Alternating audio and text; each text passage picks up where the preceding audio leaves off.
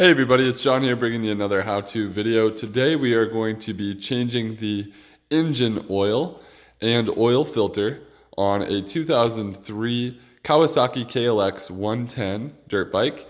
And this video should apply for any of the KLX 110 bikes model year 2002 through 2009 to be the exact same model as this one, and should also apply to the 2010 and newer bikes as well. That would also include the 110L. Things might be slightly different as the frame did change, but for the most part, the motor here is going to be a very similar process for changing the engine oil. So let's take a look. Here's the bike. You can see well loved, been used, likely been abused in its life too. I recently picked this bike up a few days ago and am going through it to make sure everything is up to speed. So let's take a look at what we need. I've got a trash can for the old oil filter. I've got my choice of engine oil. I'll let that be just since everybody has different opinions. The bike calls for 10W40 in this case. I've got a high flow Filtro engine oil filter. I've had really good luck with high flow products over the years, not only for my sport bike racing, but also for any of my play bikes or road bikes. So we're gonna use an HF 112 high flow Filtro oil filter. I've got a bunch of rags here. If you want, you can use gloves. I probably won't today, but it's nice to keep things a little cleaner if that's important to you. Of course, we've got an oil catch pan, and then I'll take a deeper look here at the tools used. We've got a 3/8 drive ratchet, a 1/4 inch drive ratchet, and then I've got a 17mm socket. That's gonna be for our main oil drain bolt. I've got a 12mm socket. That's gonna be to help us remove the factory skid plate. And then an 8mm socket, and that's also gonna help remove the factory skid plate, but also it's gonna help remove that oil filter housing. And in my case, my Yoshimura exhaust on this bike happens, the header pipe blocks right where I need access to the front 8mm bolt on the right-hand side to remove the factory skid plate. So I've got an 8mm wrench to help out with that. And let's go ahead and take a look. I'll show you where those are right now. So that's the one I was talking about. I couldn't get it with a socket, so I had to use a box end wrench. But first off, let's take a second to talk about what to do. So we're gonna change the engine oil here. And the first step is going to be to get the bike warm. So you can take it for a quick ride, or you can just simply warm the bike up, and that should suffice for the process of changing that engine oil. Next thing, after the bike is warmed up, we are going to go ahead here, and you can see my dog Charlie is happy to be in the garage. But anyway, we are going to go ahead and remove that factory skid plate. So let's take a look at what that process is here. Come down here on the bike. We've got this 8mm bolt. We're gonna remove that one. You see I got it loose already. There's two 12mm bolts down here. You can see one, excuse me, one right there, the second over there. So we'll get those two removed. And then on the other side of the bike, the left-hand side of the bike, we're gonna come down here and we're gonna remove that guy right there. That's our other 8mm bolt on the left-hand side. And the reason we're gonna do that is that's how you access the oil filter housing. So it also will help make the oil change itself a little easier. Just keep in mind that when you loosen those up, you are going to need to, if you got your drain hoses routed through that skid plate, you can pull those back through. But let's go ahead, loosen those up the rest of the way, and pull that skid plate from the bike. Alrighty, so I've got the skid plate removed from the bike. Here's the 17mm bolt that is our oil drain bolt. But before we go ahead and loosen that up and drop the old oil, I'm actually gonna go here on the right side case cover, and I'm gonna loosen up and remove the oil fill cap. Now you could just loosen that and let it sit here kind of like that. In my case, I'm just gonna remove that. We'll clean that up later. And the reason I do that is to help vent the engine when we're dropping the oil. So next thing I'm going to do is slide the oil pan underneath the bike, and we are going to loosen this up with our 17mm socket and 3/8 ratchet. And once I get it towards the end where I've got it loose, I'm going to actually unscrew that by hand. That way I can hold it up against the bottom of the oil pan here.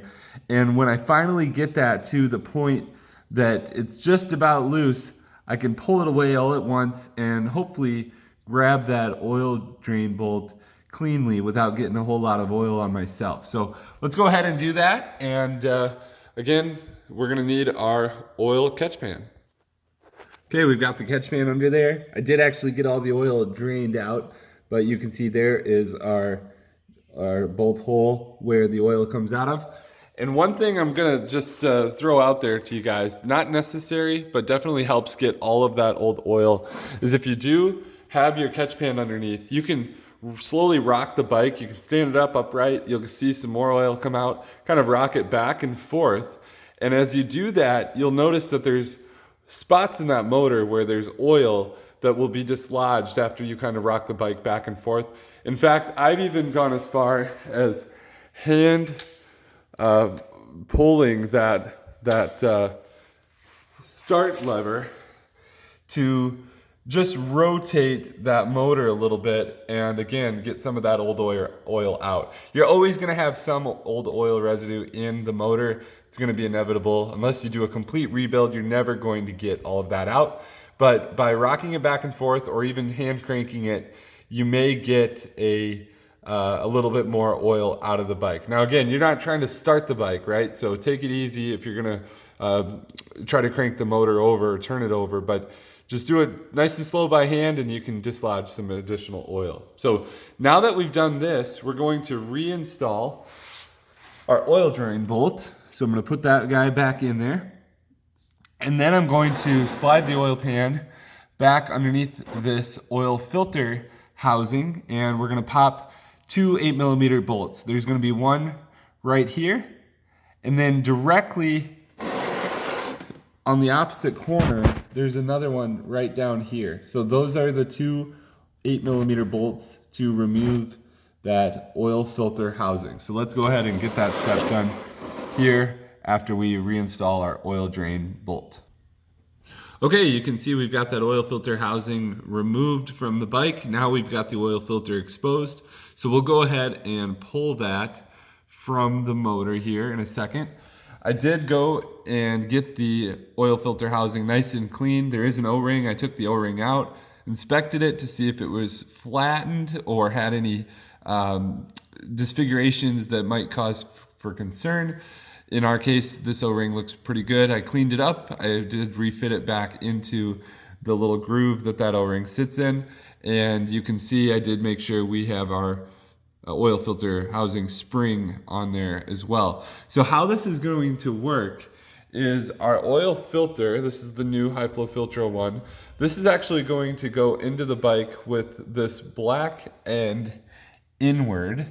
You can see that's kind of how it's oriented with the old one sitting there.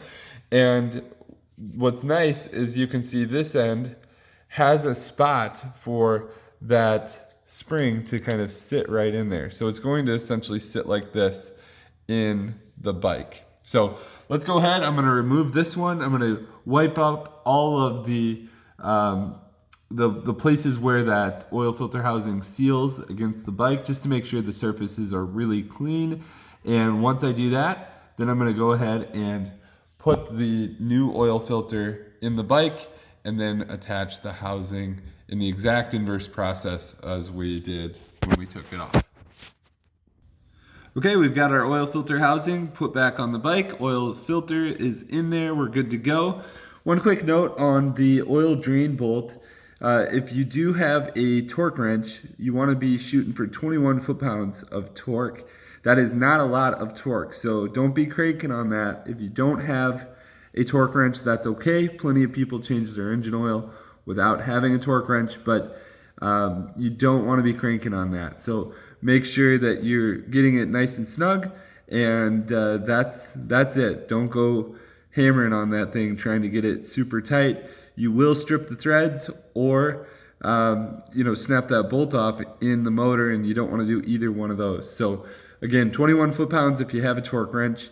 And now that we're good with the oil drain and the removal of the old oil filter, we're gonna go ahead and now we're gonna start to add some motor oil.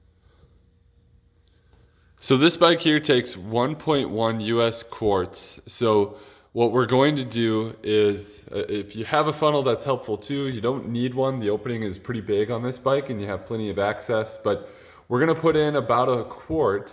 I'm gonna check the oil engine level at the sight glass here, and then we'll top it off from there. It's always easier to add more oil if you're a little short the first time than take oil out. So you don't wanna overshoot things right off the bat. And like I said earlier, you're gonna have some residual oil left in the motor. You're never gonna get all of it unless you're doing a complete rebuild. So in this case, I'm gonna add about a quart. I'm gonna tip the bike upright and check the engine oil level, and I'm gonna see where we're at. Okay, so after about a quart, we were looking okay. I then went and started the motorcycle because we do wanna cycle some oil through that oil filter, right? So I started the motorcycle, ran it for about a minute or so. I then let the bike sit and let all the oil drain back to the bottom of the motor.